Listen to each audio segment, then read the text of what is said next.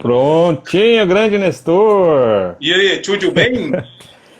E aí, meu filho, tudo bem, meu amigo? Vim, Nossa, meu vim. rosto tá bem focado aqui, cara. Será que a minha câmera é assim mesmo? Acho que é assim mesmo, né?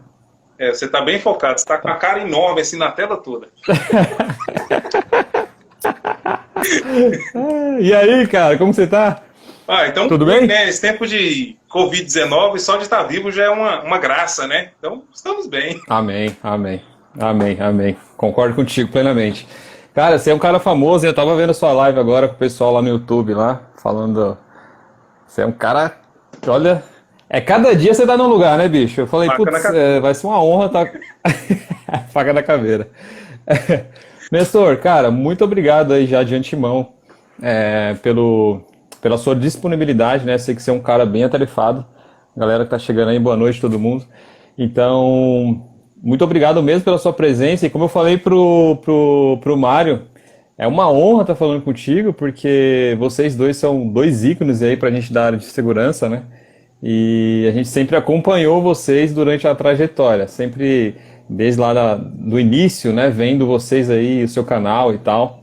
E sempre foi muita referência, né? Sempre que eu tinha dúvida, alguma coisa, deixa eu consultar o canal aqui do Prevencionista e do Jornal Segurito. Então, cara, é um prazerzaço ter você aqui. Pô, eu que agradeço pelo convite, né? Espero que a gente possa somar nesse tema desafiador, né? Que é essa safety tool, né? Você Tem tem uma... hoje as novas visões de segurança, é tanta coisa, né? Safety tool, Uhum. safety differently, hop, né? E segurança psicológica, então tem surgido várias correntes. É muito bom também, né? Para a Exato. gente sair do lugar comum, né? Saber fazer a gente Uhum. explorar novas ideias. Pensar um pouco, né? Exatamente. Exato, exato. Bacana. Então, eu sou o Nestor W. Neto, sou técnico de segurança do trabalho, me formei em 2010. Quando empregado, trabalhei em empresa de transporte, empresa sindical também, trabalhei em sindicato, gerenciava o setor de segurança lá. Já há algum tempo que a gente voa por conta própria, sou incomodado na área de segurança, sempre fazendo alguma coisa. Sou autor do livro CIPA Implementando e Mantendo, sou autor do livro Segurança do Trabalho, Os Primeiros Passos. Então a gente está aí algum tempinho já na área de segurança, sempre fazendo muito barulho, tentando compartilhar, né, o pouco que a gente sabe e transmitir um pouco de motivação numa área que é tão competitiva, né, principalmente para conseguir o primeiro emprego, não é moleza. Né? Então a gente faz esse trabalho de longa data e, graças a Deus, tem uma galera fiel aí que segue o nosso trabalho. Não, legal, eu sou um deles, eu sou um deles. Prazerzaço ter você aqui, cara. Pessoal, para quem não me conhece, sou o Ramon, eu tô faz pouco tempo aqui na internet, estou começando a conhecer todas essas feras agora pessoalmente online, sempre vim acompanhando o trabalho deles, e hoje a gente vai bater um papo sobre segurança um e segurança 2. Né? Eu também sou da área de segurança, eu também vim da indústria, aí, toda a trajetória de um técnico, e aí passando pela engenharia, né? Hoje eu atuo muito em segurança de processo. E aí o Nestor, ele postou um livro, né, Nestor? Eu até comentei lá no livro, e aí o Nestor já me deu uns insights lá, eu falei, cara, que legal, eu vou chamar ele para tocar uma ideia sobre o que é essa segurança um, segurança 2, o HOP, né, a segurança diferente, então várias coisas que estão vindo aí. E eu sou um cara bem open mind, né, Nestor, no sentido de, cara, o que está vindo novo? Hoje eu tô atuando ainda na área e acho que a gente tem que ter essa visão de estar ligado, né? E aí, fazendo uma breve introdução no tema, Nestor, eu vi as suas palestras só com cara fera, você já está envolvidaço no tema, né? Eu vi você conversando com o Guido, com o Hugo, pô, só cara fera, ele fala com várias pessoas aí até de fora, então acho que você vai ter muito a somar pra gente e dizer aí o que você pensa sobre todo esse tema, né? Então, para começar, Nestor, segurança um, segurança 2, o que você entende sobre o tema? Passa um overview, aí, uma visão geral, aí, o que você acha, e aí eu tento contribuir junto com você. Legal, então, modos novos de ver a segurança do trabalho não é uma coisa nova. Né? A gente já tem aí, desde algum tempo, isso aparecendo, mas de alguns anos para cá, isso pipocou. E pipocou muita coisa nova. Antes era só novas linguagens de segurança, mas agora a gente tem novas vertentes de segurança, como a gente falou, Safety Tool, né, HOP, Safety Differently, né, que seria uma segurança diferente. a segurança psicológica, que também é uma vertente. E a gente tem aí, dentre as que mais fazem barulho, a gente consegue ver a Safety Tool e a Safety Differently, né? O tal do Safety Tool, o pai da criança é o Eric Honegel. Esse camarada aqui. Nossa, tô com esse cara aqui dele também, tava mastigando ele há 2 semanas já, cara. Massa demais. Ele é um senhorzinho, assim, humilde, mas assim, de uma sabedoria sensacional. O cara é muito bom, tecnicamente, e ele foi o pai desse Safety Tool, né? Qual que é a ideia? A ideia é que, por exemplo, você tem o seu celular, e seu celular é Android 1. Você quer melhorar o seu celular, o que você faz? Vem o update, a mudança, para Android 2. Então, o 2 vai ser sempre melhor do que o 1. E a ideia do Eric Honegger é justamente isso, né? Você ter o Safety Tool, né, que é melhor do que o Safety One, é uma versão evoluída. Mas mesmo no celular, quando o seu celular muda de Android, ele não joga o Android fora totalmente. Ele acaba aproveitando muito da estrutura que já tinha montado. No Safety Tool é a mesma coisa. Todo mundo que trabalha com a segurança 2, ele não abandona totalmente a segurança 1. Ele apenas complementa. Então, em linhas gerais, é isso. A Safety Tool é uma visão mais, digamos, evoluída a respeito da segurança do trabalho, que visa mostrar a segurança do trabalho de uma forma mais ativa e menos reativa. E depois a gente vai dar alguns parâmetros mais precisos sobre ela aqui. A minha percepção, né, quando eu comecei a ver esses temas, inclusive te chamei para conversar, foi, o que esses caras estão inventando agora de conceito, né? Será que eles estão querendo revolucionar e tal? Será que é algo muito novo? E aí quando eu comecei a dar uma olhada, inclusive eu até postei aqui esse artigo aqui, né, que acho que você deve ter lido já, do Eric, que ele fez um artigo, né, referente dessa transição. E aí comecei a refletir, né? Eu trabalho muito com segurança de processo, e quando a gente olha para trás, né? Uma das raízes que eu tenho são 2 caras. Um é o James Reason, que tem aquela teoria do queijo suíço. Então ele faz lá todo o controle, né? De barreiras, de o que você tem para mitigar barreira, e cada caixinha daquela tem a sua confiabilidade. E um outro cara que eu tenho muito como raiz é o Trevor Kletz. Ele fala sobre muitas coisas que deram errado na indústria, por exemplo, petroquímica, química, né? Ele tem até um livro muito famoso chamado What Went Wrong, né? O que deu de errado. Tudo bem até aí. Só que aí quando eu comecei a olhar para a Safety Tool, o cara ele fala, você não tem que olhar para as coisas que estão dando errado, você tem que olhar para as coisas que estão dando certo.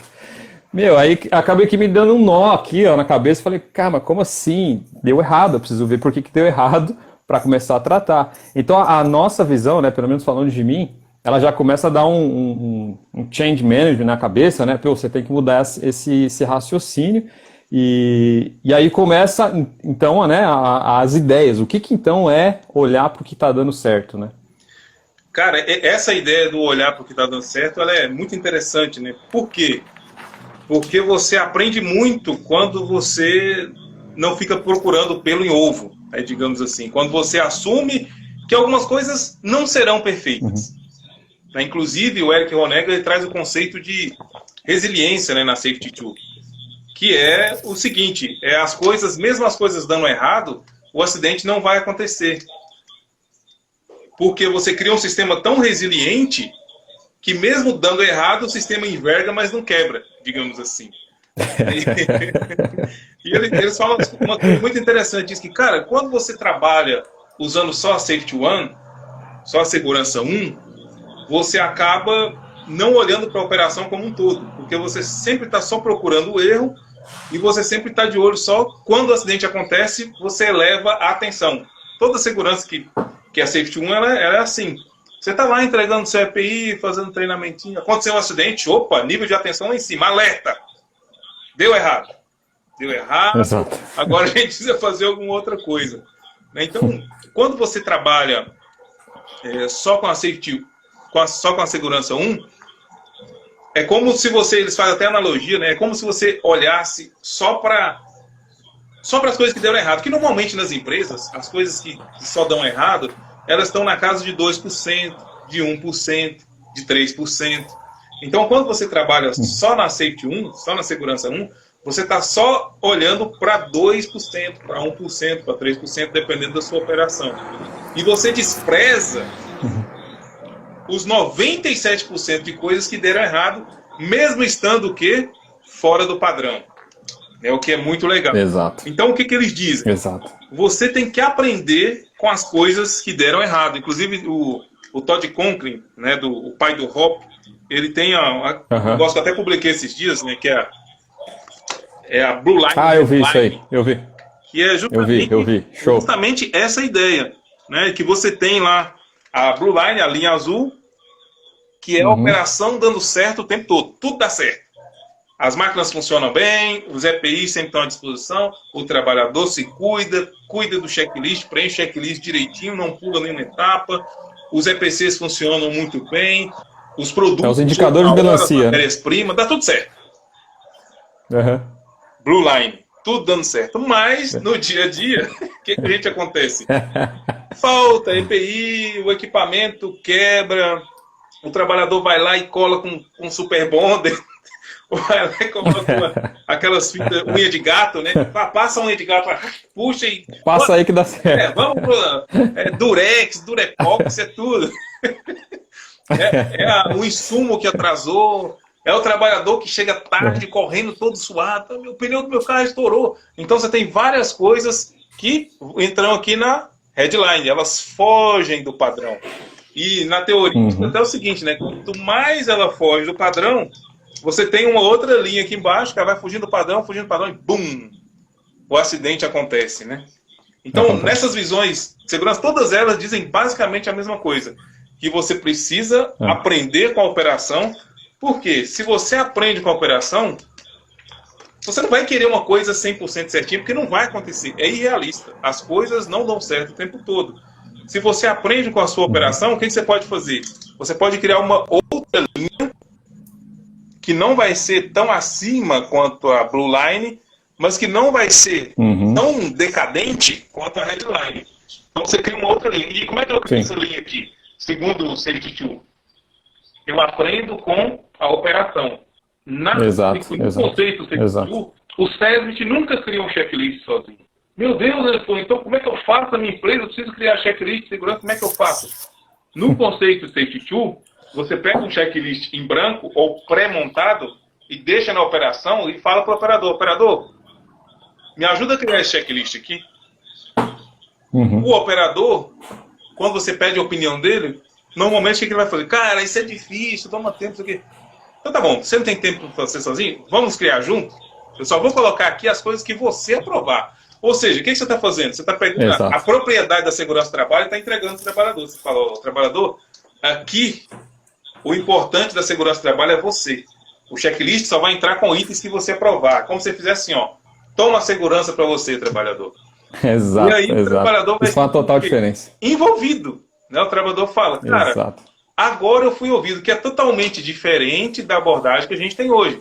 Onde a gente chega na empresa, cria todos os checklists numa paulada só e passa nos setores entregando. Esse é seu, esse é seu, esse é seu, esse é seu. E depois vem cobrando de novo. Né? E quando alguém te pergunta assim, cara, e se eu estiver muito ocupado e não puder preencher checklist? Você toma advertência. Se der alguma coisa errada, você é o culpado. Não é assim que acontece? Show. Esse é o olhar show de bola. do Safety Tool. É um dos parâmetros. Né? É você pegar a segurança do trabalho e tirar o estigma do SESMIT como detentor do conhecimento em segurança e levar a segurança do trabalho para perto do trabalhador, envolvendo o trabalhador. Inclusive, tem uma frase muito famosa do Dale Carnegie, que ele diz o seguinte, a pessoa só apoia aquilo que ela ajuda a criar. Trazendo isso para a segurança do trabalho, o trabalhador só apoia aquilo que ele ajuda a criar. Quando eu crio um checklist sozinho, o SESMIT cria sozinho, o checklist é do SESMIT. O trabalhador não se sentiu envolvido. Mas quando você entrega para o trabalhador, ele pode até demorar a pegar, mas quando ele pegar, ele vai agarrar com unhas e dentes. Por quê? Quem preencheu o checklist é dele. Ele vai falar, checklist é meu. Fui eu que fiz. Aí você vai... Não vai precisar mais ficar correndo atrás do trabalhador. Vai lá, meu filho, preenche. Não. Muito pelo contrário. É ele que vai te cobrar se ele te entregar o checklist e você não observar.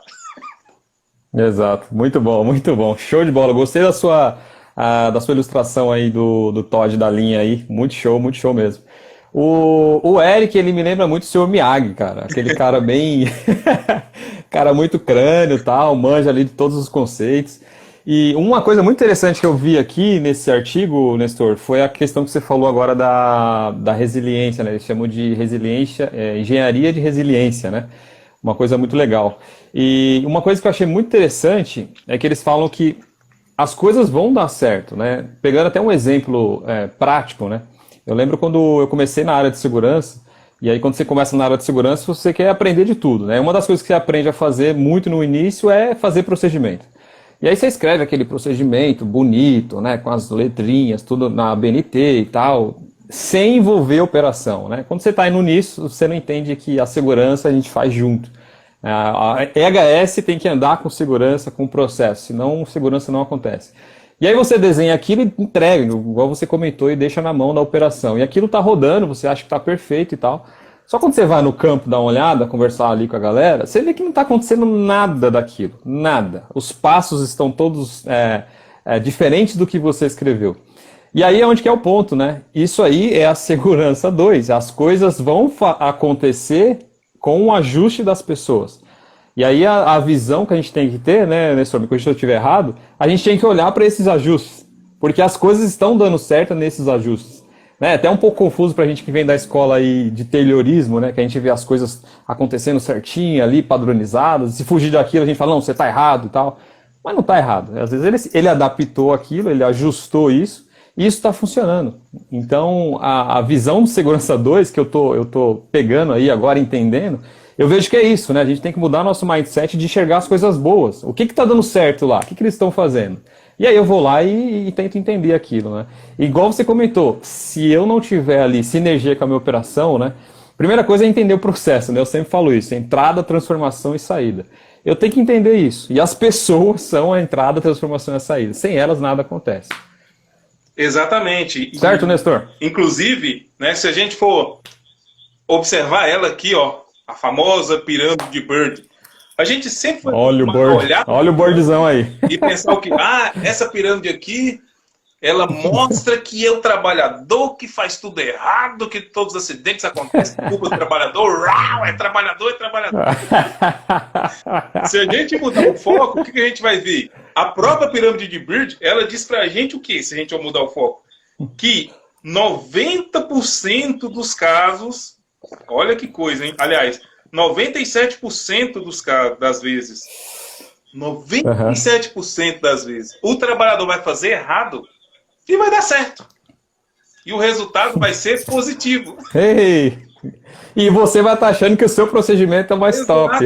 Né? E aí quem está errado? É nós ou é eles? Ele fez o errado, ele saiu do procedimento, ele cometeu um ato de desvio, né? Cometeu um ato de violação, tantos nomes que a gente arruma, né? E mesmo assim as coisas deram certo. Então por que a gente vai demonizar esse cara aqui embaixo da pirâmide, sendo que ele fez o errado e deu certo? Não é muito mais inteligente a gente aprender com os desvios do que demonizar os desvios? Até porque se a gente for demonizar o desvio, a primeira pessoa que vai ser demonizada vai ser quem? Nós mesmos, a gente faz nós mesmos. Casa toda hora. Exato. Exato. Quem, quando era pequeno, pelo menos em família pobre, fiz isso demais. Sandália arrebentava, ia lá, pegava um grampo. Coloca embaixo. Eu usava grampo, cara. Eu pesava o grampo, esquentava o grampo, ia lá na chinelinha e passava embaixo lá e usava a chinelinha arrebentada mesmo. Ajuste. A gente faz isso em casa, até hoje a gente faz isso. Se brincar no carro da gente, tem gambiarra também, na bicicleta, a gente faz. Mas aí chega na empresa, não. Tudo que está fora do padrão é um ato de desvio, ele é descomprometido, não sei o que, não sei o que. Então, as novas visões, ela diz que, cara, em vez de você demonizar o desvio, você demonizar as violações, tenta aprender com elas. Por que o cara, mesmo saindo do procedimento, ainda deu certo? Aí é aquela questão que a gente falou, sai da blue line e abaixa a linha um pouquinho. Aí exato. Que as coisas não vão dar certo o tempo todo. Né? E aí você sai daquela segurança reativa, né? Onde você está sempre reagindo, e você vai aprender. Eu até brinquei num artigo que eu escrevi esse tempo atrás, que é como se o setor de segurança e a CIPA ficassem torcendo para o acidente acontecer, para vir adrenalina na vida. Quando o acidente acontece, meu Deus, a gente usa tatuagem. Aí tem várias ações de segurança. Inclusive tem profissionais que, nos meus cursos, que eles falam assim, cara, meu empregador não tem jeito. Ele só vai ter jeito se acontecer um acidente grave. Eu falo, meu Deus. Ô, Nestor, pegando só um ganchinho que você falou, antes eu trabalhava numa empresa antigamente, que é onde eu estou agora, e a gente tinha uma brigada muito grande, né? E passava muito tempo sem ter nenhum princípio de incêndio, a galera ficava falando em treinamento, né? Porra, Ramon, nem pra ter um princípio, uma coisinha aí, só pra gente testar nossos conhecimentos e tal. Vou puxando o que você trouxe agora. É desse modelo. Inclusive, nos meus cursos de CIPA, eu falo assim que tem alguns CIPA que fica torcendo para dizer, oh, tomara que tenha acidente, tomara que tenha acidente. Porque se tiver acidente, vai ter reunião da CIPA. E vai ter reunião da CIPA legal, né? Porque tem empresa que quando não tem acidente, o que o pessoal coloca lá na ata? Reunião da CIPA, data tal, ano tal, hora tal. Como não houve acidente de trabalho no corrente mês. E sem outra pauta, a reunião da CIPA assim, X segundo. Ou seja, não teve acidente, não Jaz aqui uma CIPA. Não teve acidente. É absurdo, né? Quer dizer, cadê o papel preventivo da CIPA, né? E às vezes a gente vê o CERT atuando dessa mesma forma também. Esperando o acidente acontecer. Ele não aprende, né? É uma segurança burra. Onde a direção da empresa não aprende, os gerentes não aprendem, o trabalhador não aprende e o SESMIT não aprende também. Exato. Boa, Nestor, pegando esses dois tópicos, puxando para o Safety 2, você falou de investigação, foi uma coisa que me deu um nó também vendo o artigo. Primeira coisa, a gente está com 27 pessoas aqui, creio que a maioria é da área de segurança. Quando acontecer algum acidente, a primeira coisa que nós vamos aí correndo para entender o que deu de errado, né? Qual foi o problema, o desvio que ocorreu. E quando a gente olha para a Safety 2, se você depois dá uma olhada nesse artigo, é o contrário, foi onde deu outro nó na minha cabeça. Você tem que ir para a investigação de acidente vendo o que deu certo, né? O que deu certo. E aí, Nestor, eu até desenhei aqui, eu gosto de desenhar igual você, ó. Tá aqui na tela aqui, ó. Não sei se dá pra ver. Uhum. Esse cara aqui foi do artigo que eu li aí do Eric. Essa pizza aqui, essa pizza toda verde, ele mostra que teve 9.999 não falhas em 10 mil. E ali em cima, ó, ele mostra uma falha em 10 mil eventos. E aí, se a gente for raciocinar como profissional de segurança, se eu for olhar isso... Quando eu vou para um acidente, eu estou focando naquela uma falha entre 10 mil eventos. Então, assim, é surreal, né? E essa nova visão de segurança, ela fala ao contrário. Fala, não, você tem que olhar as 9.999 vezes que deram certo e por que deu certo. E aí você aprende com aquilo para entender por que deu errado. Olha só que mudança de mente. Realmente, cara, é fantástico, né? E você vê que faz muito sentido, né? O Eric Honegger, ele fala o seguinte, cara, você tem que ir para análise de acidente para buscar entender por que das outras vezes, mesmo o cara tendo desobedecido uma norma, a operação funcionou. Mesmo tendo cometido um desvio, a operação funcionou, deu certo. Né? Então você precisa rever. Será que eu não preciso rever os meus procedimentos? Né? No vídeo que eu fiz hoje, eu até fiz questionamento. Cara, será que realmente a gente não tem, às vezes, alguns procedimentos duros demais? Né? O exemplo da construção civil, por exemplo, às vezes você tem obra de solo, né, horizontal, e todo mundo usando capacete num ambiente quente ali, 30, 35, 40 graus, todo mundo de capacete. Vai cair uma nuvem? Vai cair uma estrela? Não vai cair nada. Vai chover. E os caras estão com capacete. Aí você pergunta assim, ô companheiro, por que você está de capacete? Não, eu estou de capacete porque aqui é uma obra e é obrigatório. Assim, é obrigatório porque, não sei, o setor de segurança que falou que é. Exato. Isso cai muito no Safety Differently do Sidney Dekker. Como que é o nome dele? Do Sidney Dekker. Ele fala muito isso, né? A burocracia que a gente traz. Eu falo um pouco com propriedade de burocracia porque eu trabalho em empresas que têm muito isso, né? Muitas barreiras, igual o James Reason fala, burocráticas. Então, eu acho que o Sidney Dekker, ele bate muito nesse ponto, que é um paradigma enorme quando a gente olha para o Brasil, né, Nestor? Onde a gente olha para nossas normas aí de 1978, agora vindo com novas tendências de GRO, PGR, etc. A gente ainda vê que tem barreiras, né, que, na minha visão, acaba formando profissionais bastante burocráticos, né? O sistema forma profissionais bastante burocráticos. Esse livro aqui, um dia eu ainda vou fazer um review sobre esse livro aqui, ó, Paper Safe. Papers. Legal. Ele mostra o quê? De quem que é? Gregory Smith. Gregory Smith. Ele mostra o quê? Não conheço. Na maioria das vezes, a gente enche o setor de bugiganga, de cumprimento de norma, e o número de acidentes não diminui. Às vezes faz até aumentar. E a gente enche o setor de norma, de papel, para, na verdade, nos sentir melhor. Eu estou fazendo alguma coisa, meus procedimentos estão escritos. Então, se o acidente continua acontecendo, não é culpa minha. Não é culpa minha. O meu papel está feito. Exato. Eu não tenho culpa nenhuma. Exato. Então, esse livro aqui, ele traz vários insights, inclusive mostrando cientificamente com dados que empresas legal, vou dar uma pesquisada. Jogaram papel fora e o número de acidentes caiu. Inclusive, eu estava fazendo uma live. Legal. Eu esqueci, foi com o Guido, não foi? Que você falou alguma coisa nesse sentido? E viu o tanto de normas e procedimentos, e ele falou com os trabalhadores. Falou, cara, o que dessas normas que a gente tem que para vocês não fazem sentido? Olha que legal o cara fez. Perguntou para os trabalhadores. Eles fizeram várias reuniões e ele começou a fazer o que para muitos profissionais de SESC tinha uma loucura. Acho que foi com o Hugo que eu fiz essa live. Chegou, não, essa regra a gente tira, essa a gente tira, essa a gente tira, essa regra a gente tira, não faz sentido. No final, reduziu o número de regras. Se eu não me engano, diminuiu 60%, 70% de regras.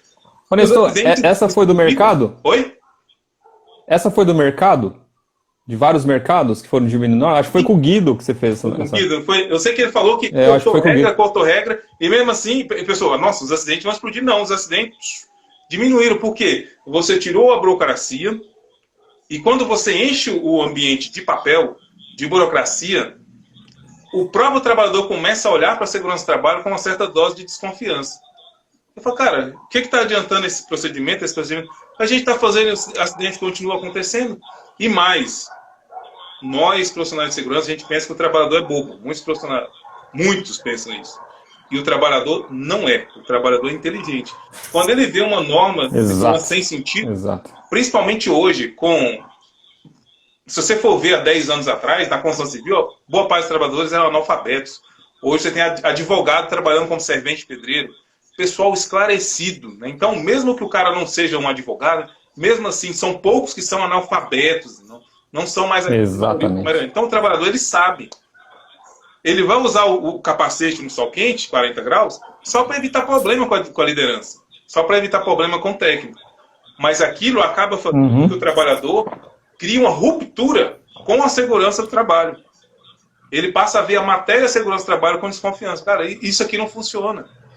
Essa segurança aí, pessoal, não funciona. Não faz sentido o que esses caras estão fazendo. Até porque hoje, se o cara der uma googlada, ele vê as coisas. Então, faz sentido a gente rever os nossos procedimentos na nossa empresa periodicamente. Porque em muitos deles, a gente só está juntando papel para nos sentir melhor. Aquilo não tem efetividade nenhuma. Trazendo um pouquinho para a nova NR1, eu gostei muito da nova NR1 quando ela fala de avaliação de eficácia. Porque a gente tem que aplicar esse conceito, né? Avaliação de eficácia. O que daquilo que foi programado, foi implementado e não surtiu o resultado esperado. A gente precisa pensar nisso o tempo todo, avaliar a eficácia das nossas ações e não simplesmente fazer segurança do trabalho de olhos fechados. Né? Show de bola, Nestor. Puxando um pouco para esse sentido, a segurança 2, saindo da segurança 1 e segurança 2, ela traz muitas reflexões, né? Muitas perguntas que a gente, como profissional, acho que a gente vai ser desafiado muito mesmo. Principalmente pelas novas visões, né? Estamos vendo Hope, Safety Differently, agora Safety 2. Eu vejo que, assim, eu trabalho muito com um PSM, né? Que é Gerenciamento de Segurança de Processo. Tem uma matéria lá, por isso até que eu puxei assunto com você, que fala sobre confiabilidade humana. Né? Como que a gente entende... por que as pessoas erram, né? E aí já muda um pouquinho a figura, por que as pessoas erram, os fatores organizacionais, pessoais, né? Quando a gente fala pessoais cognitivos, a gente tem a questão do Covid, enfim, tem a série de situações, tem uma bolha de situações para a tomada de decisão da pessoa. né? E o Eric fala muito isso também. Então, a segurança diferente, e puxando mais um pouco para a segurança 2, eu vejo que se a gente não olhar um pouco para o fator, por que ela está fazendo aquilo que ela está fazendo, ao invés de falar que ela errou. Eu acho que é um desafio muito grande para a gente da área de segurança, porque a gente tem esse mindset já de, foi erro humano, ela fez porque ela não leu o procedimento, lá o tal do procedimento que estava correto. Então acho que é um grande desafio também. E uma outra reflexão que eu fiz vendo esse artigo foi, cara, ok, as coisas dão certas porque eles ajustam no processo. Mas será que esses ajustes são as nossas famosas gambiarras? Foi uma das coisas que eu comecei a pensar, né? E não, né? Na verdade não. Por que está dando certo? É porque não é gambiarra, sim, porque foi ajustado no processo. Então, o que você tem assim de visão quando a gente fala de fator humano dentro da segurança 2? Cara, e eu vou te dizer, em alguns desses pontos aí, quando as coisas deram certo, mesmo com gambiarra, em alguns casos dá certo. E aí o profissional de segurança tem que não crucificar o trabalhador, né, tem que dar espaço para o trabalhador poder se explicar, tem que dar espaço para entender o lado do trabalhador, entender que as coisas não vão funcionar redondinha, né, o tempo todo. Uhum. Então, em alguns pontos vai ser isso. E realmente, né, a questão do erro humano, ela, inclusive tem um livro do Sidney Dekker, que é muito bom, né, The Field Guide to Understand the Human Error, que é muito bom, seria o campo de entendimento do erro humano, que ele pega muitas questões, né, de que sempre que dá errado, a culpa é do trabalhador. E a gente vai corrigir aquilo com mais procedimento. E mais procedimento exige mais vigilância. E mais vigilância exige mais mão de obra. E aí você tira a capacidade do trabalhador de pensar a operação e coloca ele como se fosse um robô. Uhum. E aí vem a questão da confiabilidade humana. Por exemplo, o Scott Geller, ele diz o seguinte: o comportamento não ocorre no vácuo. Que é um pensamento muito interessante, né? O comportamento não ocorre no vácuo. Ele diz que sempre há um contexto. Inclusive, o próprio Sidney Dekker, ele está escrito no livro dele que é uma verdade, né? O trabalhador não vai para a empresa para se acidentar. Ele vai para dar o melhor dele, ele vai para entregar a melhor energia dele. São poucos trabalhadores que, eu vou para aquela empresa hoje para dar uma certa. São poucos. A maioria vai com desejo genuíno de fazer o certo. Inclusive, mesmo as gambiarras, elas existem pelo desejo do trabalhador de entregar o melhor dele. Então, as novas visões estão muito firmes também nisso, né? De você entender o porquê o trabalhador fez errado, no sentido de entender quais foram as recompensas que o trabalhador recebeu por fazer errado. Porque, às vezes, a própria organização do trabalho meio que empurra o trabalhador para o comportamento de risco. Quando o cara faz certo, ninguém fala nada. Faz dentro do tempo. O serviço é para fazer em 1 hora. Ele fez em 1 hora, ninguém fala nada. Tá tudo certo. Se o serviço é para fazer em 1 hora e ele fez em 40 minutos, tapinha nas costas, parabéns. Tapinha. Só que aí, em muitos casos, para ele fazer mais rápido, o que ele fez? Não usou EPI, correu feito louco. Então, aí, o que a empresa está fazendo? Ela está premiando esse ato do trabalhador. Esse tapinha nas costas acaba funcionando como um reforçador. O trabalhador, quando ele recebe o tapinha nas costas, aumenta a probabilidade daquele comportamento acontecer de novo. E em muitas empresas é descarado. O chefe vê o trabalhador sem EPI, vê o trabalhador não preenchendo checklist, e como ele vê que o trabalhador está interessado em entregar resultado, ele não fala nada. Então, a visão, né, dessas novas visões é entender a operação para entender onde a própria operação conduz o trabalhador para o comportamento de risco, que é, na maioria dos casos, mais de 90% dos casos, é isso que acontece. É difícil ter um acidente de trabalho onde uma pessoa experiente consegue olhar para o acidente de trabalho e falar, esse acidente é culpa do trabalhador. É difícil. Na maioria dos casos, o acidente acontece por falha da empresa, por falha da gestão, por falha do contexto na organização do ambiente, né? E daí até o Eric Honegger, ele fez uma coisa muito interessante, né, nesse livro aqui, Safety Tool in Practice, que ele criou o FRAM. O que é o FRAM? Você pega a atividade do trabalhador e fraciona ela em pedacinhos para você conseguir entender as coisas que ele fez. Não dá para você fracionar para entender minuto por minuto, mas dá para você entender hora X, hora Y. O que o trabalhador faz normalmente? Pega com a mão direita, pega com a mão esquerda, os movimentos que ele faz. E aí no FRAM você consegue fragmentar e consegue observar melhor tudo que o trabalhador faz ao longo da sua jornada para cumprir a tarefa. Né? Legal, legal. Show, show. Você falou um pouco de erro humano, falou um pouco aí dos métodos, concordo plenamente, da investigação. Eu estou há 7 anos na área, Nestor, e acho que no primeiro ano só, quando eu estava estudando, eu acreditei que causas de acidente era fator humano. Acho que foi só o primeiro ano. Depois que eu entrei na área e segui em frente, eu tenho certeza que se qualquer acidente que acontecer, né, a gente sendo profissional de segurança parar no erro humano, a gente ainda acho que não chegou na causa raiz, né? A causa raiz é muito mais que isso. O fator humano, ele contribui, obviamente. E aí, por que eu falo isso, né? Tem acho que você já leu, né? O Poder do Hábito? Sim. The Power of Habit. Esse livro, ele tem uma pesquisa que ele fala que, acho que é na Universidade de Dunkirk, se não me engano, que é muito engraçado, que 40% das decisões que a gente toma não é de fato uma decisão nossa, mas sim um hábito. E aí quando eu olho para a decisão, tem uma pesquisa da Dupont que fala que a gente toma mais de 35 mil, em média 35 mil decisões no dia. Né? Então se você olhar, pô, se um cara está falando que 40% das nossas decisões não é decisões, são hábitos, e se a Dupont está falando que 35 mil das coisas que eu faço no meu dia a dia, dessas decisões, se eu pegar esses 40% e converter, eu estou falando que mais ou menos 15 mil, né, chutando aqui, 0,4, 15 mil aí, ações que eu tomo, escovar os dentes, pegar o carro, sair, são automáticas, eu estou no piloto automático. Então, é impossível falar que um acidente foi um fator humano, né? Acho que é muito mais que isso. A gente está lidando com uma situação muito adversa. E o Eric, ele fala muito isso dentro do Resilience Engineering, que ele fala da engenharia da resiliência. E é esses fatores que a gente tem que entender, né? Como profissionais de segurança, cada vez mais que a gente for tendo esses mindset de mudança, de cultura, de entender um pouco o contexto, e parar um pouco com essa coisa de, isso é culpa do cara, né? Ele fez errado porque ele quis. A gente vai seguir um pouco mais aí adiante do que essas novas tendências estão trazendo, né? De fato, e Ramon, eu vou te dizer, cara, boa parte das análises de acidente, se você for para observar, você vai ver lá, medida de controle e treinamento. Não, cara, eu pego esse pacote assim, ó. Se você vê medida de controle e treinamento, medida de controle e treinamento em qualquer análise de acidente, ali já ficou escancarado que colocou a culpa no trabalhador. E às vezes o profissional faz de forma inconsciente, porque, mas... E vamos lá, né? Tem gente que fala assim, todo acidente tem erro humano.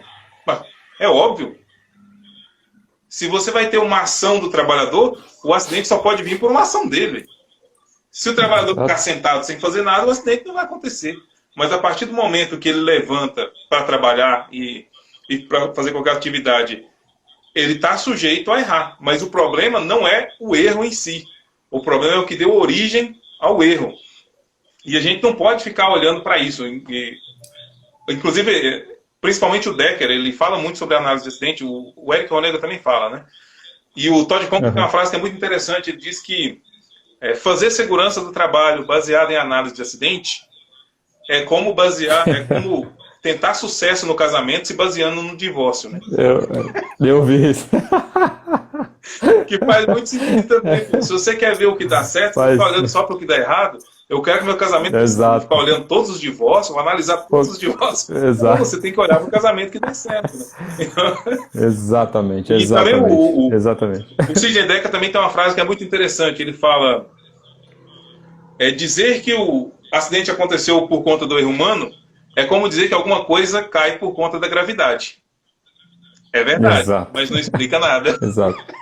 Exato, não explica nada. A gravidade vai fazer, mas e aí? E daí? O que você vai fazer depois? Quando você caiu com a gravidade, mas tá aí, né? Então a gente ainda vê muito, mas muito, na área de segurança, esse tipo de análise, né? Foi erro do trabalhador, ou às vezes o cara não coloca isso, mas ele coloca lá embaixo, medida de controle e treinamento. Então tá delegando tudo isso para o trabalhador, né? Isso é visão antiga, não é visão nova. A gente olha para o sistema e não fica apontando o dedo para o trabalhador. Ô Nestor, eu peguei aquele artigo aqui, no final aqui eu deixei até marcado aqui para a gente não esquecer de falar, Até para a gente fazer uma diferenciação aí da segurança 1 e segurança 2, para ficar claro para a galera que está acompanhando a gente aqui, as principais diferenças, né? Então eu vou falar a 1 e a 2, aí a gente pode entrar comentando, tá? Não tava nem no script isso, tá? Me desculpa, tá, Nestor? Eu lembrei agora, você tava falando, eu falei, putz, deixa eu falar aqui. Pessoal, nesse artigo aqui tem uma tabela, né? Ele fala o que é segurança 1, o que é segurança 2, para a gente ficar claro na cabeça, né? Então aqui na segurança 1, que é a segurança que a gente faz hoje, que é o Environmental Health and Safety, né? O segurança, saúde e meio ambiente de hoje em dia. Ele fala que na segurança 1, a gente procura sempre ver o que deu errado. O que deu errado? Por que deu errado? Tava lá no processo, mas por que deu errado? Tinha lá todas as micro switches da máquina, a máquina era categoria 3, o cara tinha treinamento, enfim, por que deu errado? E aí na segurança 2, ele olha e fala, não, por que as coisas estão dando certo? E aí, nesse pequeno espaço de tempo, deu errado. O que você acha disso, Nestor? Cara, eu acho que faz muito sentido, porque é aquela questão de você tentar o sucesso do casamento baseando no divórcio, né? Então você tem que olhar para as coisas que deram certo. Da mesma forma como você quer que o casamento dê certo, você olha os outros casamentos que deram certo, você não pode tentar fazer a segurança dar certo baseado só em situações reativas. Exato. Segundo diferença da segurança 1 para a segurança 2. A segurança 1, ela trata muito na reatividade, né? Ela responde às coisas que acontecem e a gente só age quando a gente tem um risco encontrado que ele é caracterizado, às vezes, como um risco inaceitável, né? Então, por exemplo, eu girei uma matriz 5x5 e esse risco me deu um risco catastrófico, né? Um risco inaceitável. Então, eu vou agir, porque ele me sinalizou que eu tenho que agir. Já na segurança 2, ele fala que é proatividade que conta muito, as coisas têm que ser antecipadas e eu tenho que agir ali no modo de um mindset lá na frente, né? O que está dando certo e vai continuar dando certo. Legal, e isso faz Quer comentar alguma coisa? Também. Estou até lendo o livro A Lógica do Cisne Negro, que o cara fala muito sobre isso também. Esse livro é top, cara. Esse livro é muito louco. Você não consegue prever tudo, né? Então, na segurança do trabalho, muitas vezes o profissional acredita que, baseado na taxa de frequência, taxa de gravidade, ele vai conseguir prever. Quem garante isso? Né? Não há nenhuma garantia disso. Então, daí a necessidade da gente realmente atuar de forma proativa e buscar aprender com o ambiente de trabalho. O ambiente de trabalho tenta nos ensinar todo dia. A gente tem que aprender as coisas que funcionam e maximizar elas para o dia a dia. Exato. Agora, uma das principais diferenças que eu achei as mais top é essa daqui, Nestor, que ele fala que na segurança 1, né, a tradicional, a gente vê o ser humano como um problema. Ele é um problema a ser resolvido. Esse cara aí, a gente sabe que ele vai dar problema, ele vai errar, ele vai ser um problema, a gente tem que resolver isso. E já na segurança 2 ele fala que não, que ele é um recurso necessário para flexibilizar o nosso sistema e é ele que é o cara que vai ajustar tudo isso. Até pegando um ponto do novo sistema, né, da indústria 4.0, isso é muito bom, né, porque eu olho para o ser humano vendo que ele é parte do ecossistema daquele processo, não só máquina. Então a segurança 2 vai ajudar muito a gente a debater sobre isso em alta direção. Sem dúvida nenhuma, né? O Cisnedeck até fala, né, que na segurança 1 a gente está sempre dizendo para as pessoas o que fazer e a gente baseia a segurança por abstência de algo que deu errado, né? Sendo que, na verdade, a gente tem que a todo momento olhar para o sistema, aprender com o sistema, entender que o trabalhador vai errar e, como o Eric Honegger fala, né, criar um sistema de trabalho resiliente. Né? Inclusive, na linha ainda do Behavior Based Safety, o Scott Geller fala muito de cuidado ativo, BBS. que é você criar uma redundância humana no sistema. E então você não vai culpar o trabalhador, você vai usar o trabalhador como uma redundância humana, é o cuidado ativo. Um trabalhador cuidando do outro, e aí você treina o trabalhador, educa a liderança da empresa para as pessoas terem liberdade para conversar entre si. Então, quando um trabalhador percebe que o outro está numa condição de risco, e às vezes ele está nessa condição sem ver, afinal, você mesmo muito bem citou o estudo aí, né? 30 mil decisões diárias, às vezes o cara está na beira de uma laje sem proteção, ele não está percebendo o erro. Então, o cuidado ativo, como um complemento, pode vir como um complemento, vem justamente nessa hora de um trabalhador falar, ô campeão, dá um passinho mais para trás aí, vem cá. Ô, cara, você estava lá no Exato, exato, tal, você tem um risco de... Nossa, cara, eu nem percebi. Então, cuidado ativo, eu acho que pode sofrer exato. muito nessa questão aí do ser humano. Show, show de bola. E aí aqui ele fala na investigação de acidente, né? A segurança um fala muito o que deu errado. Então a gente vai com as facas no dente, né, Nestor? Aconteceu um acidente, vamos lá, o que o cara fez errado, o que deu errado. E na segurança 2 a gente já vai para um outro mindset. A gente está indo para a investigação para ver sempre deu certo, por que agora deu errado? Então é uma mudança aí de mentalidade e eu foco o meu holoforte porque que está dando certo. E aí uma hora eu vejo o que está dando errado. É que a gente comentou agora há pouco. E aí o último, ele fala de avaliação de risco, né? Ele fala sobre como que a gente avalia risco, né? Os acidentes são causados por múltiplas falhas, né? Que ele chama do sistema bimodal, né? Baseado lá no Reason, no Taylorismo, etc. E aqui, ele, na segurança 2, ele fala da minha variabilidade de performance, né? Eu tenho um processo, só que aí eu tenho uma variabilidade no meu processo e eu tenho ajustes. E essas pessoas fazem os ajustes. E aí eu tenho que olhar esses ajustes por que eles estão dando certo. É um pouco até complexo de entender. Eu confesso que eu tive que ler isso aqui umas 10 vezes, que é um conceito novo, você acaba falando, mas como assim?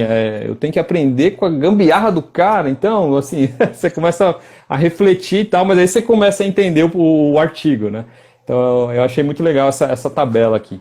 Só para diferenciar o que é um e o que é a 2. Legal. E na velha segurança do trabalho, na segurança 1, né, o trabalhador é sempre um problema.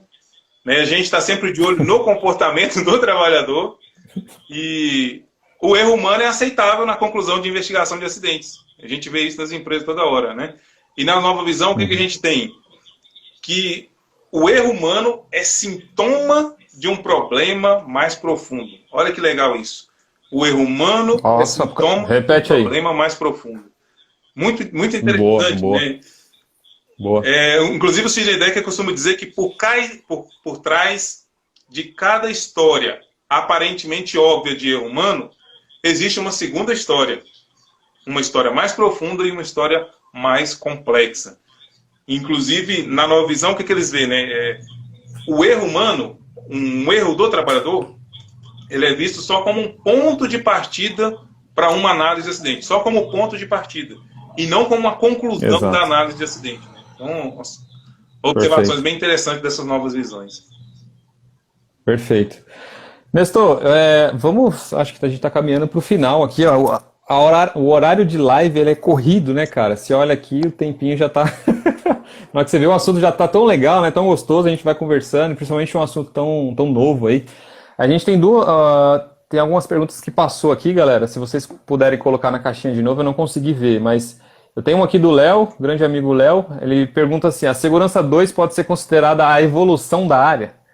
Sim, pode ser considerada a evolução da área, mas ela não elimina a segurança 1. Ela é mais um complemento Exato. para a segurança 1. Então você nunca vai deixar de preencher uma PR, elaborar um PGE, elaborar um PPRA, mas além disso você vai buscar, por exemplo, o envolvimento do trabalhador, entender que o trabalhador erra e você tem que aprender e que a culpa não é do trabalhador, mas entender quais foram as influências que levaram o trabalhador a errar. Basicamente é isso. Concordo, as pessoas elas fazem parte do processo. O processo são as pessoas. Todos os procedimentos e técnicas que eu usei até hoje só funcionaram quando assim, o que eu aprendi só funciona quando você envolve as pessoas. Se você não envolve a pessoa, se você faz esse procedimento lá na sua mesa, imaginando que pode dar certo, vai dar errado. Vai lá no pé da máquina, conversa com o operador. Esse cara ele tem uma experiência muito grande. Você vai aprender muito com ele. Então, assim, na minha opinião também não anula o que a gente tem até hoje, que foi vinda aí do que a gente aprendeu durante toda a trajetória, ela não anula. Outra pergunta aqui, Nestor. TST que fica dentro da sala não evita acidente. Ó. Em contrapartida, os TST que evitam acidentes no campo têm que evidenciar os que está sendo feito no campo, dentro da sala com ar-condicionado. Eu acho que a Lê Pinheiro, ela quis reforçar aqui que não pode ficar na sala. E ela tem toda a razão, né? A gente só aprende na operação, né? Na operação que as coisas acontecem. Então a gente tem que estar a todo momento É claro, tem que fazer o trabalho burocrático, sem dúvida nenhuma, mas presença no chão de fábrica é simplesmente indispensável. Nestor, a gente está caminhando para o final, meu amigo. Cara, sem palavras aí para te agradecer pelo tempo que você disponibilizou aqui comigo. A gente falando num tema super novo, Safety 1 e Safety 2. Parabéns pelo seu trabalho que você vem sendo desenvolvido aí. Eu vi que você fez algumas ótimas lives aí com galera top demais no ramo. E fique à vontade aí para divulgar alguma coisa, falar alguma coisa para o seu público, fique à vontade. Legal, eu só quero reforçar uma premissa muito interessante, muito básica, mas esquecida por muitos profissionais de segurança. Não é o comportamento humano que molda o processo de trabalho. Essa premissa está errada. E tem muita gente que pensa isso. Não, é o ser humano que molda a organização. Não é isso que acontece. É a organização que molda o ser humano. O ser humano é extremamente adaptável. Ele se adapta ao ambiente. Então, se você tem um ambiente onde o comportamento inseguro é prática, e você coloca um novo trabalhador que tem o desejo de se cuidar lá dentro, ele invariavelmente vai deixar de ter o desejo de se cuidar para ser aceito pelo grupo. Então, o profissional de segurança ele tem que estar muito de olho no ambiente de trabalho, aprender com o ambiente de trabalho, porque o ambiente de trabalho ensina o tempo todo. E sobretudo, entender quais são as recompensas que o ambiente de trabalho está dando para o comportamento de risco. Toda vez que você vê um comportamento de risco repetidamente acontecendo, você pode ter certeza, alguma coisa, algum comportamento organizacional está apoiando aqueles comportamentos de risco. Então não adianta você tentar cortar o comportamento em si. Você tem que entender o que está alimentando. É como se fosse um incêndio. Você não tem como acabar com o fogo se você não acabar com aquilo que alimenta o fogo. Comportamento é a mesma coisa. Você tem que entender o que alimenta o comportamento de risco, quais são aquelas coisas que estão reforçando o comportamento de risco, para você poder cortar elas. Então, partindo desse ponto, se você entender só isso, já valeu a live de hoje. Aproveitar também para divulgar o nosso trabalho. A gente tem o livro CIPA, Implementando e Mantendo. Tem o livro Segurança do Trabalho, os Primeiros Passos, que não está aqui perto. Tem também a nossa apostila Descomplicando o GRO e o PGS, a apostila aqui, de gerenciamento de risco. Todos os alunos do nosso curso, EAD, presencial, ganham essa apostila. E aproveitar e passar a nossa agenda. Estaremos em São Paulo, 13 e 14, agora de fevereiro, em São Paulo. Estaremos em Goiânia, em março, tem curso em Goiânia, Descomplicando o GRO e o PGR, curso de 2 dias. Então, em março tem Goiânia, em março também tem Recife, e a gente tem Salvador em abril, e possivelmente estaremos em abril também em Porto Alegre. Eita, nós. Show. Tem agenda para São José dos Campos? Estou em São José dos Campos, cara. Uma hora a gente chega aí. Pelo menos em Campinas a gente vai gostar para chegar. Ah, é? Show de bola. Show de bola.